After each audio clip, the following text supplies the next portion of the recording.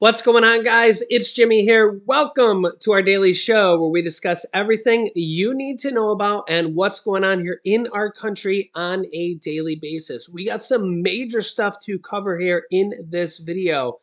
Stuff is getting crazy here before the holidays, and let me know what you've been doing here. Are you going to a store physically or are you shopping online? Yeah, we literally don't go to stores anymore physically. We just don't have time. We're like, just ship it to me. It's free shipping. Just ship it to me. Yeah, we literally had a whole cardboard box fiesta. That's just like, just so many cardboard boxes that you needed my help. Yeah, just ship it to me. It's so much easier. Free shipping, yes. Go to the store, no. No.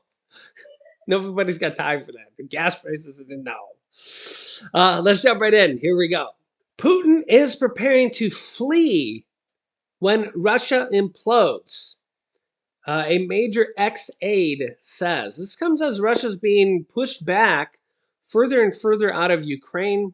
Their own military has confirmed this. They're confirming when they're, pulling back. It's just part of the, how things work. And well, if they have to officially retreat out of the war officially at some point, or if they just get driven out of the country completely, a lot of people wonder what's going to happen to Putin. Will he stay in power or will they push him out in one way or another? Russia's Vladimir Putin and his cronies. That's like the best word ever, right? The word cronies. Already have a plan in place to flee the country once things go sideways. A former aide to the Russian president has claimed. Somebody named Abbas Galimov, a former speechwriter for Putin, made the astounding claim on Telegram early Wednesday, citing an unnamed source that said he had an insider information on the whole affair. The evacuation plan, according to Galimov, got underway back in the spring when it was officially dubbed Noah's Ark. What a I guess he's Noah. As the name implies, it's about a search for new land to go to in case it becomes completely uncomfortable in the homeland. So that would mean his own people don't want him. Yeah. The leader's entourage has not ruled out that he will lose the war, be stripped of power, and have to urgently evacuate somewhere. Now, remember, that's actually what happened to Hitler, or we'll talk about that here in a second. Putin's inner circle first considered a plan to evacuate to China, but later thought better of it, fearing the chances of cooperation from the Chinese were slim, especially since they despise, quote, losers. Now he said the focus has shifted to either Argentina or Venezuela, where Putin ally Igor Serchin currently overseeing an evacuation plan for the latter country is currently at. Yeah, go ahead. We watched this documentary where We did. They were searching for. Oh, is this for me? No. Look at my wife. Let me see this here. This is my snack. She comes walking in the room with this beautiful snack, and it's not for me. No. It's not even for me. Like, look, this is like a thing of beauty here. Like, I just got home from dropping the child off, and I'm gonna go take a rest now. It's not even for me. Anyways, go on. Continue. Anyway, we watched this documentary, and they were searching for like Hitler remnants in Argentina because they thought that he possibly escaped there. And that's the or thing. At least his cronies did. And that's the thing about Hitler. As my cat comes running in here, they never found Hitler's body. So there's always been this debate of, did Hitler actually die at the end of World War II? Or did he cronies went to Argentina? His cronies went to Argentina, and a bunch of them actually escaped there potentially on submarines. Hmm. And the question is, did Hitler actually go there as well? So n- now Putin actually considering the same thing. Huh. And Argentina must be like the home for harboring the world's bad guys, right? yeah, I was waiting to see what word you were going to use there. The Not world's a-holes. and now you see what it's like, talking to millions of people here on, YouTube, and it's like, what word do you use there? It's like, yeah. So you guys can let me know your thoughts here. But here's the thing: is that this war has shifted back and forth a couple times. I mean, Russia had taken a lot of ground from Ukraine. I mean, they were winning the war pretty significantly, and then um, the kind of the turning point there is that the U.S. and a lot of other countries started to give a lot more aid in defense systems to Ukraine, and also Russia just started to take a lot of losses. So the thing about you got to remember about Ukraine is that remember they have 45 million people there. Really, they're probably down to about 40 million because several million people left, and 40 million people. Russia's had, like 100, 200,000 troops there versus 40 million. So, and I get that they're not all troops and stuff, but um, they're just basically in the motherland, Ukraine. So they're trying to hold off everything there. And, Russia, it's, thrown everything at them except for nukes. And, now they're, trying to train new people and stuff here as fast as they can and stuff. But Ukraine's being, supplied with defense systems by the U.S. and basically most of the rest of the world, all of Europe and stuff like that.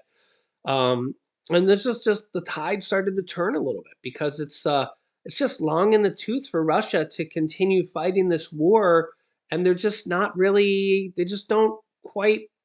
They're fighting against 40 million people, fighting against 40 million people. Now the problem will be is with Republicans coming into control in the House of Representatives, and Kevin McCarthy is not really, he's kind of like anti against this.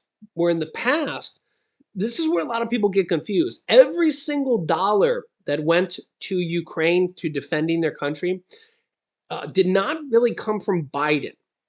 Okay. Every single dollar that went to Ukraine was approved by Congress. The Republicans and the Democrats in Congress had to approve it. Whether you're for this, against this, you think they should be able to defend themselves or not, or just get slaughtered or whatever you think, Republicans and Democrats in Congress had to approve it, and Biden just gets to sign on the dotted line at the end once Congress approves it, which is both Republicans and Democrats. And it got overwhelming support by Republicans and Democrats. Okay. But now that Kevin McCarthy is coming into the House of Representatives, he has a kind of roughly different opinion, and so does Marjorie Taylor Greene. She has a very different opinion. She almost wants to let Putin win. It's kind of a weird sentiment there. It's almost like Marjorie Taylor Greene, if you kind of listen to her, it's almost like she feels like if Putin wins, that Trump wins, and it's like Biden loses. Yeah, you guys can let me know your thoughts here on this, but it's almost like that it would make Biden look bad if Russia wins there and they stop supporting that. So I don't know what's going to happen here, but I don't think a lot of people want Putin to win the war over there. We'll see. We'll see. Let me know your thoughts here in the comments. But they literally could cut off funding from to Ukraine and to defend themselves. Now that doesn't mean that Europe and the other countries won't, but obviously the United States is the biggest supplier of defense systems to Ukraine. Police were apparently called to Senator Ted Cruz's Texas home, and Apparently, this is real. This isn't like a swatting thing or anything like that. This isn't fake. For a teen with a self-inflicted wound yesterday here late last night. And you can see here police and medical personnel were called to the Texas home of Senator Ted Cruz last night after reports of a 14-year-old girl at the property suffering from self inflicted stab wounds to her arms. The teen was taken to the hospital shortly after. It's unclear who the girl was, it hasn't been identified. Though Cruz does have two daughters, Catherine, 11, and Carolyn, 14 years old. In a response to the Daily Beast, a representative for Ted Cruz's office says, quote, "This is a family member and thankfully their daughter is okay." Quote, "There were no serious injuries," the representative says. Quote, "Their family requests that the media respect their daughter's privacy at this time." And Cruz is in Washington, and it remains unclear if he will return to Texas following the incident. Our thoughts and prayers go out to his daughter if, in fact, all this works out to be factual. Obviously, nobody wants to hear anything along these lines, and I did want to mention this here. If you or a loved one are struggling with suicidal thoughts, please reach out to the National Suicide Prevention Lifeline at 1-800-273-TALK 8255 or contact the crisis text line by texting to 741-741. Rail workers are warning of a mass exodus after Congress forces the deal to go through. So here's the thing is that I mentioned this previously just on a whim that just kind of, just kind of knowing this stuff here. Congress pushed through the deal. And remember that they needed a few more Republican votes, which they didn't get for the paid leave. So they didn't get the paid leave. So, or maybe we should call it sick leave. So basically, these rail workers have 0 sick days. So if they get sick a single day, they don't get paid for it. They don't get a single sick day. I honestly think it's criminal. I know it's not criminal, but it's terrible that any worker in America at all should not have sick days at this point. We are the only first world country in the world to not offer paid sick leave or paid sick days. Where if you're sick, you can't take off sick days as a right. Okay. Obviously, some companies offer it. Some companies offer it, but it's not guaranteed. We're the only first world country to not guarantee that. The United States of America, it's supposed to be the greatest country in the world. We're the only country that doesn't guarantee that. It's kind of sick, literally, for lack of a better word. Maybe it's the right word. But the rail workers are saying, yeah, we're not quite sure if we might not, they might walk off the job. So even though Congress passed this through, that doesn't mean that they have to actually show up to work. Nobody can force somebody to physically go to a job. Nobody's gonna show up and you know force somebody to go to work in mass, like tens of thousands of workers. So, um, well, let me know your thoughts here in this. And I get that typically a rail worker job is a good paying job. I mean, hey, if guys want to go apply for a rail worker job, by all means, go ahead. I mean, of course, different industries pay different amounts. It tends to be a good paying job, but the fact that they literally wanted one thing out of this, which was sick days. If you're sick, if you need to go to a doctor's appointment, if you need to take your kid to a doctor's appointment, if your kid's sick and you need someone to watch them, you literally get 0 sick days. What do you do? I mean, Yeah, they're saying that they might just walk off the job.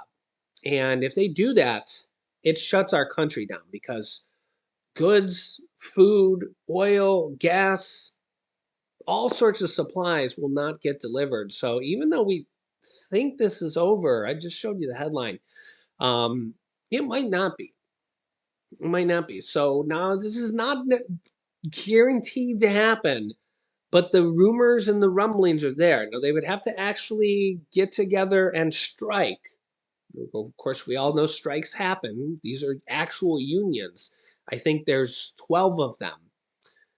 So we'll see. You let me know your thoughts here in the comments. Do you think sick days should be a right? Do you think that at least a few, 5 days a year, 7 days a year? You got to remember, it's 365 days in a year. Should you at least get 5 or 7 sick days for the entire year?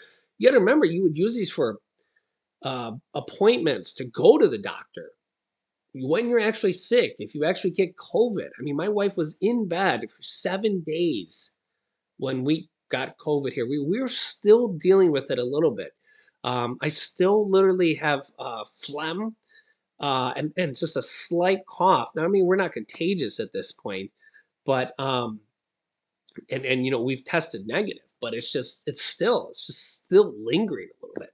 Now, obviously, you could go to work at this point, but it just shows you like how long in tooth that some of this stuff lingers. Now, I'm only 41 years old. I'll be 42. Imagine if I was 81, 70, or if I was, obviously I have my dizziness issues, um, which I'm still working on. Which I have a, I have a symptom basically that makes me dizzy every single day. Believe it or not, every day, and I think it's caused by vestibular migraines. I've literally been working with specialists for like 2 years, still working on it. But my wife she was really bad. My parents ended up getting it. Her parents ended up getting it. And my wife was actually the worst out of all of them. Now, she has a kidney disease actually as well. She called MSK. You can look it up, medullary sponge kidney. She may have to actually have her kidney removed and moved from the back to the front because it has her in pain every single day. And if she does it, there's a 70% chance it may get rid of her pain, but only 70%. But obviously, it's a major thing because she's not sure if it would even work or if it would even reduce her pain or get rid of her pain. So, yeah. But imagine if you had 0 sick days. What do you do? Remember, 60% of Americans live paycheck to paycheck. So you can't really, like, what do you do if you catch COVID? Or if your kid does and somebody's got to watch them? Like, we're talking about an entire year here of not getting sick, not getting the flu, not having to go to the doctors. Like, it's just unrealistic for people to be 100% healthy 100% of the year, 100% of the time, and not offer any sick days. It's just ridiculous. And I'm not talking about just for rail workers. I'm talking about for everybody. For everybody. And honestly, I can't even remember what bill it was, but Congress tried to pass it here recently. Um, and it was whittled out of the bill. There wasn't enough support for it for one reason or another. But this is something that needs to be a right for workers. A few days of sick days is just not a lot to ask for. You let me know your thoughts here in the comments, but it's just getting ridiculous at this point. We're the only first world country in the world to not have this. So let me know your thoughts here in the comments. I'll keep you up to date here with everything going on here in our country on a daily basis. Remember, we're giving away thousands of dollars here in cash. We just did for Thanksgiving. We're on Halloween, and we're going to be doing trivia questions here every few videos. I'll link you to my newest trivia question we just did here as well. Make sure to subscribe down below to our YouTube channel if you haven't yet. It's completely free to do so. After you click the subscribe button, click the bell icon so you don't miss out on any new videos. You can click here to watch my newest video next. And here is my most recent video with the newest trivia question. So click on one of those videos next. Thanks for watching, guys, and I'll see you in the next video.